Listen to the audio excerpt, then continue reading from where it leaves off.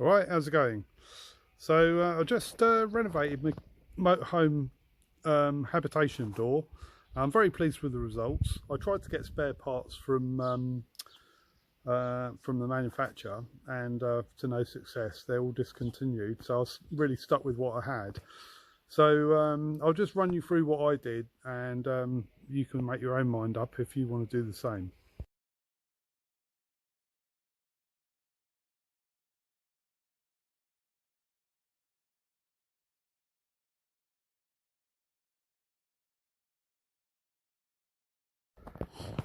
Okay, so the first thing to do, I had to remove these panels. They're very delicate, and they got a pin in these. You push the pin in and it just falls inside the door and they're lost, I'm afraid. So when you come to put it back together again, what I did is I put little stainless steel screws in instead. You don't have to, but the little hole annoyed me. So that was the way to go. Now, I took all the blinds out and cleaned them all up. The things that you're going to find tricky is that there's double-sided tape on the that connects this flimsy bit of plastic on the outside to this runner that the curtain and the blind runs in.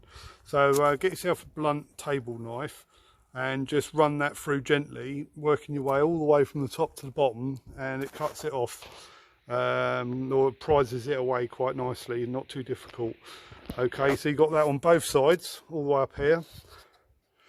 Okay, now next thing is you got sticky tabs, which are where these screws go in. There's like a tab there, and there, right? There's sticky pads. There's a sticky pad on there and a sticky pad on there. So again, you know, try and get your table knife in there and sort of like try and ease them away, right? Then it should come loose once you've got all those fixings out and the self-adhesive bits off. Okay, you have to undo the screws from the handle. Right now, I found it impossible to get these out without damaging them. So what I did is I drilled a little hole in the centre and put a screw into it and pulled them out. That seemed to be the only way to get them out. I tried hot melt glue and a little stick and tried pulling them out like that. I couldn't get them out. So I haven't decided what I'm going to do about fixing those yet. I might put some little screws in or something to fill the holes. I'm not sure. Anyway, I had a crack as it goes here. Yeah, now how I repaired that, I glued it together with super glue, and then I got some of this stuff. Yeah, it's called plasterer's scrim tape. It's fibre tape. It goes between the sheets of plasterboard. It's like a really strong polyester weave. Yeah, now you can super glue the inside. You can super glue the inside of that and then lay this in to the super glue, pressing it down, being careful not to get your fingers stuck. I used like a bit of plastic stick to hold it down, and then keep on putting more super glue on it and kind of coating all the fibres, so you end up with like a big area of with the mesh holding it together. Now, to be honest with you, this is a proper pig to get this piece off around the handle. You obviously take out these screws and that takes that top bit out, but all the same it has to stretch round this flange. Yeah, well, because on the way out it was easy because I had a crack all the way through there, which was probably done by the manufacturer, I bet. But once I glued it all back together again, it was the right pig to get back on. You just have to kind of like ease it on as best you can. But it goes to show how strong that repair was because it didn't break again. That was good. Okay, now another problem I had was down here. Yeah, so somebody had let go of the this, and it whizzed down and smashed into that and broke that. Okay, now I repaired that.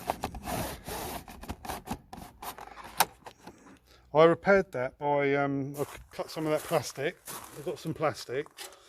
Yeah, and again super gluing it on and stuff like that. I actually used plumber's glue, you know, the stuff for the waste pipe. I initially glued it onto the back of that, a piece of that white PVC plastic.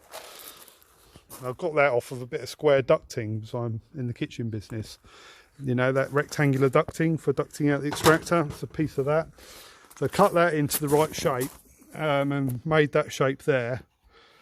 and then using super glue and that mesh, I kind of built it up until I got roughly the right shape, and then I just used some like fine surface filler, which was this stuff, just to try and get the shape good, sanding it all down and painting it and stuff. Right, now I'll come to the paint in a minute.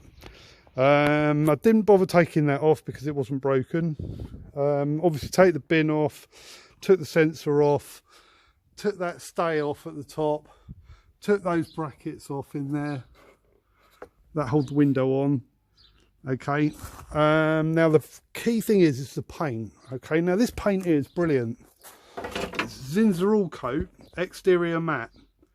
Yeah, you can paint that straight onto plastic. As you can see, you can paint double glazed windows with it and stuff. I went for a matte finish, and the colour I went for was Chick Shadow, which is quite a nice grey, I think. Kind of looks like aeroplane grey or something. So 2 coats of that, paint that on.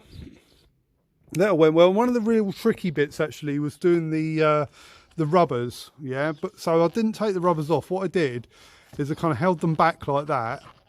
Held them back like that, and then got in with the paintbrush, and then kind of like ran the paintbrush along as I kind of run my thumb down it. Yeah, so as to avoid getting paint on the rubber. And obviously then it sat back down in the paint afterwards, so it's all got paint on the inside, but it hasn't really got it on the outside. Okay, it's only water based, that paint, so it's quite easy to clean up and stuff, but great stuff. I'm planning to use it in fact on some of the other discoloured parts of the motorhome. So I've got like you know, these covers and stuff. I'm going to paint with it. Yeah, might do some I might do the steps down there, but to be honest they could do a bit of darker grey. I did a little bit down there to see what it looked like. I don't think I'm going to like that, but I might mix in a bit of dark grey if I can find it or something like that. So anyway, that's I think that's pretty much it.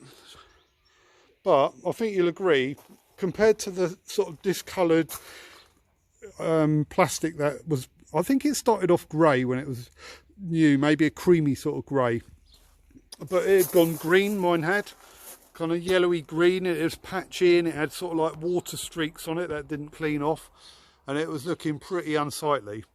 Yeah, overall I think it's a great result. Really pleased with it.